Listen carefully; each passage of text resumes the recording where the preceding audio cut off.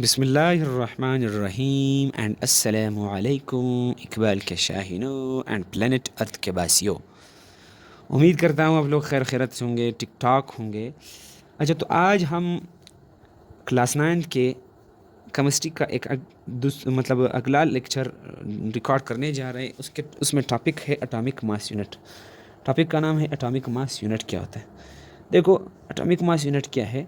The mass of 1/12 of carbon 12 nuclide is called atomic mass unit. क्या बोल रहा है? द मास ऑफ 1/12 12 में से एक, क्या बोल रहा है? 1/12 12 में से एक of carbon 12 nuclide is called atomic mass unit. आपके पास वो मास जिसमें तुम कार्बन 12 के मास के 12 हिस्सों में से जो एक हिस्से का मास होता है, इसको हम क्या कहते हैं? Atomic mass unit. एक मरतबा और सुनो, आपके पास क्या है? The mass of 1/12 of carbon 12 nuclide. Carbon 12 atom के न्यूक्लियाई के 12 पार्ट्स में से जो एक हिस्सा होता है, एक हिस्सा, इसको हम क्या कहते हैं? एटॉमिक मास यूनिट कहते हैं। अब आप लोगों को पता है स्टूडेंट, तो हमारे पास किसी भी एटम में दो तरह के, जो न्यूक्लियस में दो तरह के पार्टिकल्स मौजूद है, एक प्रोटॉन है एक न्यूट्रॉन। यही दो प्रोटॉन किसी भी एटम के न्यूक्लियस मतलब किसी भी एटम को मास देता है। सही है। तो यहाँ पर तुम्हें पता है कि कार्बन 12 के है मतलब 1/12 ऑफ कार्बन 1/12 ऑफ कार्बन, यानी कार्बन के जो 12 हिस्से हैं, इन 12 हिस्सों में से एक के मास को हम क्या कहते हैं? एटॉमिक मास यूनिट कहते हैं। समझ गए? यानी अब तुम्हारे पास ये कार्बन है, इसमें 6 प्रोटॉन है 6 न्यूट्रॉन है, तो यह एक प्रोटॉन के मास को, समझ गए, या एक न्यूट्रॉन के मास को हम क्या कहते हैं? एटॉमिक मास यूनिट कहते हैं। तो कार्बन का अगर मास 12 है तो इस किस वजह से? वो इस वजह से कि तुम्हारे पास इसमें 6 प्रोटॉन है 6 न्यूट्रॉन है। उस 6 प्रोटॉन और 6 न्यूट्रॉन में से हर एक के मास को हम क्या कहते हैं? एटॉमिक मास यूनिट कहते हैं। अब चूंकि वो 1 के बराबर होता है तो तुम्हारे पास वो 1 mu के बराबर आ जाता है। It's also called unified atomic mass, इसको हम यूनिफाइड एटॉमिक मास भी कहते हैं। अच्छा, the atoms masses and molecular masses, यानी एटॉमिक मासेस और मॉलिक्यूलर मासेस, इसको हम हमेशा इसकी मैयर पैमाइश करते हैं इन एटॉमिक मास यूनिट में। अच्छा, एग्जांपल तुम्हारे पास carbon 12 atomic mass number carbon है, इसका एटॉमिक मास नंबर क्या है? 12। अब AMU क्या है? यानी ये कार्बन का जो एटम है, ये तुम्हारे पास 12 टाइम्स 1 AMU आपस में प्लस हो करके इस कार्बन का मास बना देता है, पूरे कार्बन एटम का मास। कार्बन के अंदर कितने ज़रात है? 12 ज़रात है, 6 प्रोटॉन है 6 न्यूट्रॉन। अब तुम्हारे पास इन 12 ज़रात में से हर एक ज़रे के मास को हम क्या कहते हैं? 1 AMU कहते हैं।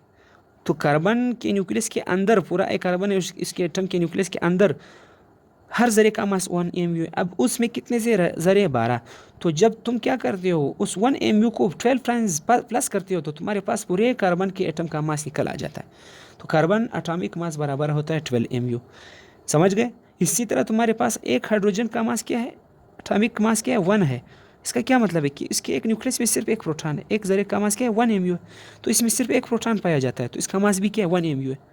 इसी तरह तुम्हारे पास हीलियम है, हीलियम का जो मास है वो कितना है? 4 AMU है। कितना है? 4। इसका मतलब क्या है कि इसके न्यूक्लियस में 2 प्रोटॉन है 2 न्यूट्रॉन है, तो 2 + 2 क्या हो जाता है? 4। तो इसका मास नंबर भी क्या है? 4 है हीलियम का। तो अब तुम्हारे पास ये जो प्रोटॉन है या न्यूट्रॉन है, हर एक का मास 1 AMU होता है। अब अगर ये 2 प्रोटॉन है 2 न्यूट्रॉन है, तो दोनों को प्लस करके तुम्हारे पास 4 AMU आ जाता है। समझ आ गया? होप आप लोगों को समझ आ गया होगा। The mass of an atom is due to the number of protons and neutron. किसी भी एटम का जो मास होता है वो किसकी वजह से होता है? प्रोटॉन और न्यूट्रॉन। यानी प्रोटॉन न्यूट्रॉन किसी भी एटम को मास देता है। इलेक्ट्रॉन का मास न होने के बराबर है। ये 1836 गुना मास प्रोटॉन के बराबर होता है। सही है? प्रोटॉन की, इसका क्या मतलब है? यानी एक प्रोटॉन का जितना मास होता है, 1800 इलेक्ट्रॉनों के मास के बराबर एक प्रोटॉन का मास होता है। समझ गए? तो इलेक्ट्रॉन का मास न होने के बराबर है। तो किसी भी एटम में प्रोटॉन और जो न्यूट्रॉन है वो किस चीज़, कौन सी प्रॉपर्टी देता है? एटम को मास की प्रॉपर्टी देता है। अब तुम्हारे पास सोडियम एटम है। सोडियम एटम का मास कितना है? 23 AMU है। इसका क्या मतलब है कि सोडियम एटम में आपके पास 23 ज़रात है। इनमें 23 ज़रात में तुम्हारे पास 11 प्रोटॉन है, 12 क्या है? न्यूट्रॉन है। हर एक का मास कितना है? 1 AMU है। अगर ये 1 23 टाइम्स प्लस होकर के, तो तुम्हारे पास क्या बन जाता है? 30 AMU बन गया। सही है। तो फिर उस वक्त तुम्हारे पास पूरे एटम का, सोडियम एटम का मास निकल आ जाता है। इसी तरह तुम्हारे पास हाइड्रोजन का मास कितना है, 1 AMU है। सही है, क्योंकि इसमें एक प्रोटॉन होता है। हीलियम का मास कितना होता है, 4 AMU है, इसमें 2 प्रोटॉन होते हैं, 2 न्यूट्रॉन होते हैं। ऑक्सीजन का मास कितना है, 16 AMU है। सही है। तो इसका क्या मतलब हुआ, यानी उस ऑक्सीजन के न्यूक्लियस में 8 प्रोटॉन है, 8 प्रोटॉन की ज़रूरत है, 8 न्यूट्रॉन की ज़रूरत है। तो 8 + 8 तुम्हारे पास कितना बन जाता है, पूरे एटम का एक न्यूक्लियस, यानी पूरे ऑक्सीजन एटम का एक न्यूक्लियस बन जाता है। तो वो 16 AMU के बराबर। अब तुम्हारे पास H2O है, इसको हम कहते हैं 18। अब यहाँ पर गौर करने की बात, हम लोगों ने यहाँ पर पढ़ा कि atomic masses and molecular masses are always measured in atomic mass unit. हम हमेशा किसी भी एटम के मासेस को और मॉलिक्यूलर मास को हम AMU में क्या करते हैं, मेजर करते हैं। तो अब तुम्हारे पास यहाँ पर कितने ऑक्सीजन है, एक ऑक्सीजन है, एक का मास कितना है, 16। तो 16 × 1 तुम्हारे पास 16 आ गया। सही है, 16 AMU आ गया। और तुम्हारे पास ऑक्सीजन, हाइड्रोजन कितने हैं, 2। हाइड्रोजन का मास कितना होता है, 1। और तुम्हारे पास हाइड्रोजन कितने, 2। तो 1 × 2 = 2 हो गया। तो 16 + 2 कितना हो जाता है, ये तुम्हारे पास बराबर होता है 18। अब 18 क्या है, ये इस पानी के मॉलिक्यूल का मास है, लेकिन आपने यूनिट रिप्रेजेंट नहीं किया, इधर लिखा नहीं है, तो तुम्हें कुछ पता नहीं 18 क्या है। ये सिर्फ एक मैग्नीट्यूड है, इससे आपको तुम्हें कुछ मतलब किसी चीज़ का हिस्स नहीं मिलता है, नॉलेज नहीं मिलता है कि ये एक नंबर है। अब अगर यूनिट लिखा हो तब तुम बता सकते हैं कि मीटर लिखा हो तो तुम कह रहे हो कि मीटर है, अगर लीटर लिखा है तो तुम कह रहे हो लीटर है, अगर केजी लिखा है तो तुम कह रहे हो कि मास है। लेकिन यहाँ पर अगर मैं इधर लिखूँ अभी क्या, AMU, इसका क्या मतलब है कि तुम्हारे पास इस मालिक्यूल में जो एटम के मासेस है, इसका मास कितना है, एटम के मासेस का मास 18 AMU है।